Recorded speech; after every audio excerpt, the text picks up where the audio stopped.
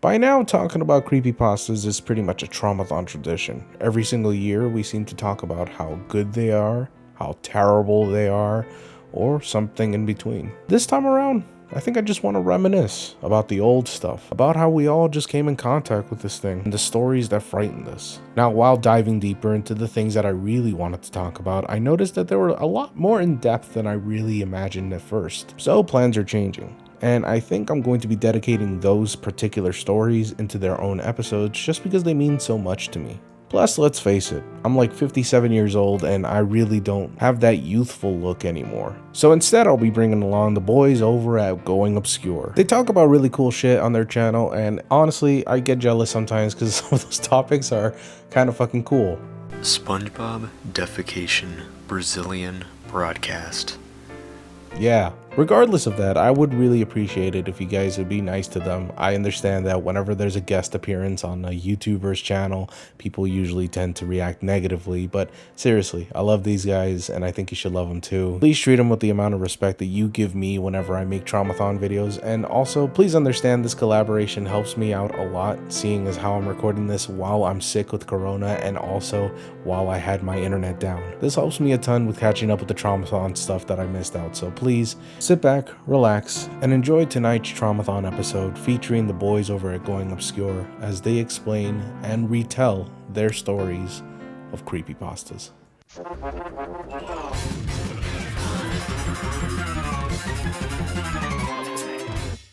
Being like 48 years younger than Goose, we have a very different experience to creepypastas than him. Both Matt and I were around the ages of 11 and 12 when these now called classic age creepypastas found their way into online relevancy, so we were much more susceptible to their creepiness. I was an easily frightened child, a tubby meatball kid who would lose sleep at the mere thought of these stories.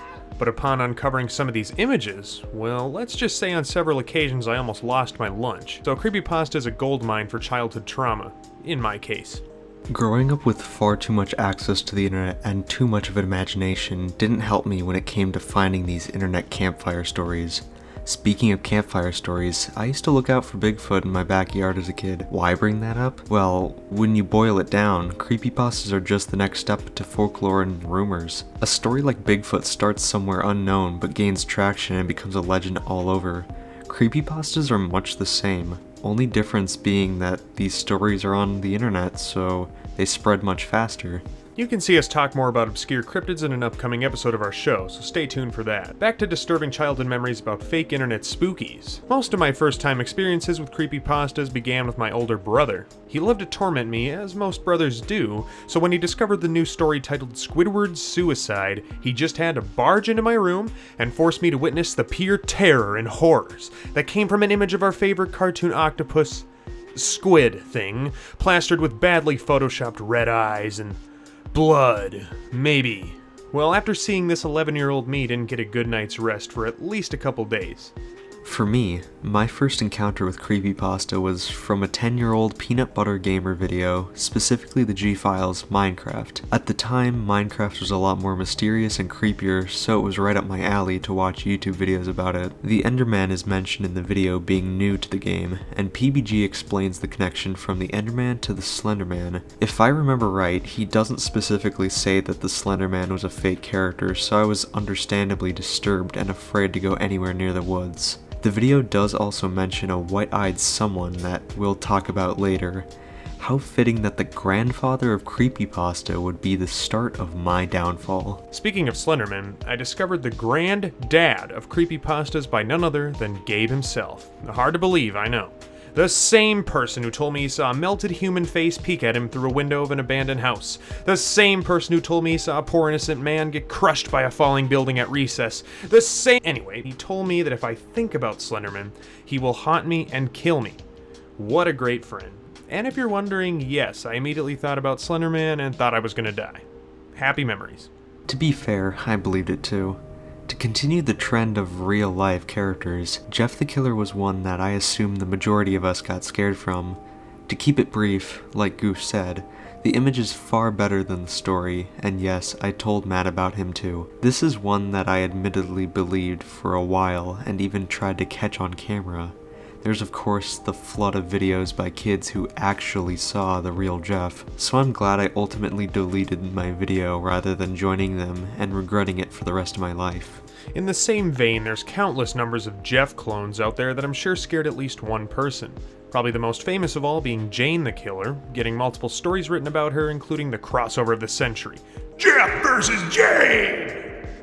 But that's enough about the cause of the downfall of classic creepypastas.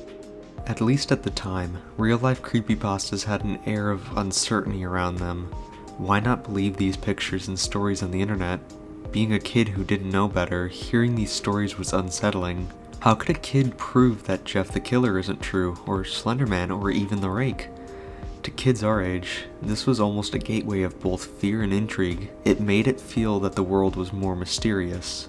Of course we know today that they're all fake, but then, that line was not as easy to distinguish between. Of course, you can't talk about creepypastas without talking about the classic gaming stories. The video game side of things was also pretty creepy, but unlike the others where it felt more like an outside threat, the fear came from our own TVs. Especially stories about curses and spirits in the game, which made you feel that the story could happen to you. Most famous and most infamous of all being Sonic.exe, a creepypasta which I discovered through a small, unknown indie YouTuber known as Markiplier. This story is quite the mess now. Now that I think about it, I can't say the story was ever good when looking back. The game, though, was where I'd assume most people back then learned about it. To be fair, the creators did a great job adapting the game. Too bad it was far better than the story. The visuals, the music, the sound were all haunting to a kid interested in creepypastas, but Sonic.exe was not the scariest Sonic-related story at the time. Tails doll and the curse around it was nightmare fuel for plenty of kids, of course including myself. The multiple images made for the character on its own was enough to make a kid nope off the internet for the day. But I could imagine at least a few kids being afraid to play Sonic R, where Tails doll resided. At least the kids who had Sonic R for some reason. That's probably why this character wasn't as scary as it could be. Being within a game most people don't have makes it just seem less possible or less of a threat to the reader. The best-selling game of all time, Minecraft, is the perfect place to have rumors to scare its players, and being that the main demographic for the game is children, why wouldn't you? Enter Herobrine, the bane of all early 2010s Minecraft players, including me. Of course, like I mentioned earlier, I learned about Herobrine from the same video I learned about Slenderman. To be completely fair, Herobrine is a great idea for an internet horror story. The sightings far in the distance, the videos, the stories, even the game itself. At the time, Minecraft was much more empty. The emptiness made the game creepier and more mysterious than we see today. Most kids then, especially prior to the official release, found this game to be mysterious. Herobrine was just the cherry on top that made any little kid without access to the game shake in their boots a little harder. It's just strange how changing one detail in a recognizable character can haunt thousands of people for years and inspire dozens of other Minecraft ghosts and creepy sightings. In my own experience with the Demon of the Craft, I used to think I heard breathing noises while in caves that were linked to Herobrine. Of course, these are just Minecraft cave noises and, well, they have a story of their own.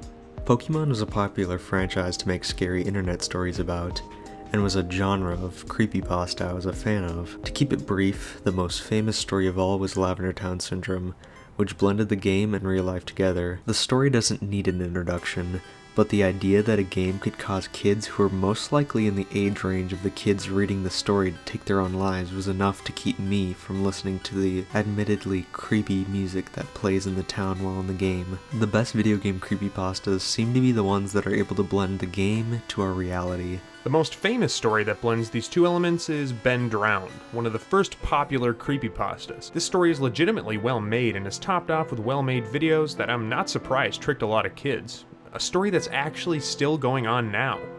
I'll be honest, this story scared me. Being a Zelda fan and beginning to play Majora's Mask at the time, I remember always being on edge throughout the playthrough. I have a distinct memory of reaching the point where you do get the Elegy of Emptiness and seeing quote-unquote Ben for the first time on my own in my dark basement, realizing there was nothing actually to be afraid of. Maybe it's more of a defining moment than I thought it was. I suppose most of us go through that moment where we realize these stories are nothing more than delirious fiddle-faddle made by random people on the internet. What makes these stories traumatic is the uncertainty of them all. Sure, there's that doubt in your mind that these stories are fake, but on the other end, there's pictures and videos to go along with them, so how could they be fake to a kid? I think that's what makes them so cool, especially thinking about the time when we were younger. These mysterious internet rumors and folk stories that spread like wildfire, and honestly, spreading them was the most fun part about it all. Anyway, going from real life killers to ghosts in video games, they were just fun to listen to and read. They were able to spark our imagination and scare us a little bit in the process. That's our experience on the good old days of creepypastas. We'll give the stage back to Goose. Thanks a lot, guys. Remember, if you want to check out their content, links will be in the description and also a pinned comment as well. I love these guys a ton. They're really, really fun to watch and really funny sometimes. Not all the time, they can be fucking lame though.